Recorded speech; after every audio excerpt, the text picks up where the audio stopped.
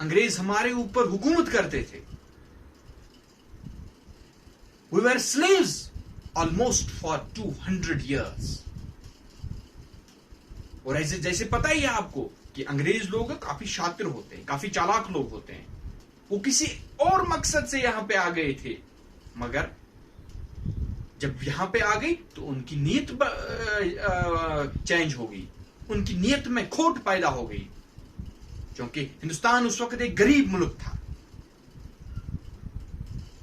आज भी है, उतना हम नहीं कह सकते हैं, आज भी है, it's still in a developing stage. It has not developed yet.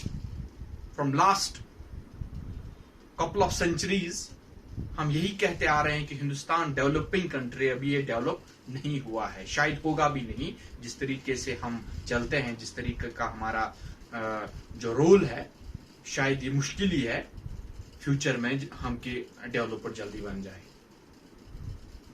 मगर हिंदुस्तान जो अंग्रेज लोग थे, काफी शातिर लोग थे, वो किसी और मकसद के लिए यहां पे आए थे।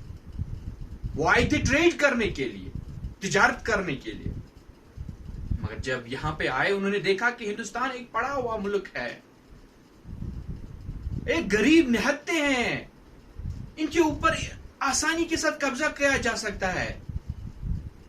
तो बाद में क्या हुई, एक लंबी कहानी है, कैसे उन्होंने किया, हमें उसके ऊपर इस वक्त नहीं जाना चाहिए। मगर समझो कि वो ट्रेड के पर्पस के लिए यहाँ पे आए थे, और लोगों को, यहाँ के लोगों को उन्होंने देखा कि ये लोग बेचारे पड़े हुए हैं, ये लोग गरीब है, निहत्ते हैं, इनके ऊपर कब्जा करना ये बहुत ही आसान सी बात थी उन लोगों के लिए। और जो उन्होंने किया भी फिर आसानी के साथ हिंदुस्तान के ऊपर कब्जा किया, और तकरीबन 200 साल तक फिर उन्होंने हमें अपना स्लेव बना के रखा। मगर उस स्लेवरी के दौरान कहीं ना कहीं पे एट लास्ट ही हम कहेंगे हिंदुस्तान बेदार हो गया। हिंदुस्तान में कुछ ऐसे लीडर्स ने जन्म लिया जिन्होंने लोगों के जहनों में ये बात डाली, और फिर हम स्ट्रगल के लिए तैयार हो गए। बात में असल में कर रहा था कि फर्स्ट वर्ल्ड वॉर की, जब पहली आलमगीर जंग हुई, तो ये पहली आलमगीर जंग भी इस चीज का रीजन बन गया। मैंने कहा it becomes a blessing in disguise, we can say this was proved as a blessing in disguise.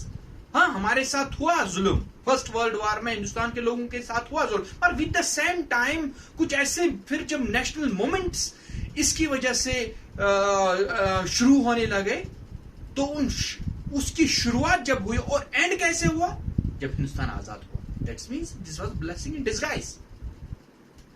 इन्होंने फर्स्ट वर्ल्ड वॉर में हमारे ऊपर जुल्म हुआ, मगर वही जुल्म हमारे लिए ब्लेसिंग एक बन गया। वो कैसे बन गया वो हम देखेंगे, वो कैसे बन गया, कैसे फर्स्ट वर्ल्ड वॉर हमारे लिए एक ब्लेसिंग बन गया, और कैसे नेशनलिटिक मोमेंट्स का यहां पे आगाज हुआ।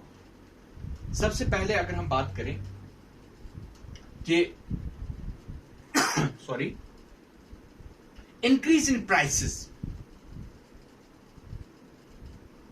सबसे पहली बात हम कहेंगे कि यहां पे जो प्राइसेस है 1914 से लेके 1918 तक, यहां के प्राइसेस जो है ना वो डबल होने लगे। अगर कोई चीज 10 रुपए में पड़ता था, अब 20 रुपए या 30 रुपए में पड़ने लगा। मींस कि बहुत सारी हार्डशिप लोगों को फेस करनी पड़ी। आम लोगों को, जो आम लोग यहां पे थे, जो गरीब थे, जो निहत्ते लोग थे,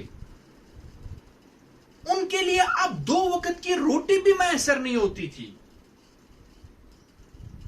उनके लिए अब जीना मुश्किल हो गया था, क्योंकि प्राइसेस जो है ना डबल हो चुके थे। अगर 1 रुपए में कोई चीज आता था, 2 रुपए में आ पड़ता था। और जब जिसको 1 रुपया मुश्किल से नहीं मिलता था, वो 2 रुपये कहां से लाता।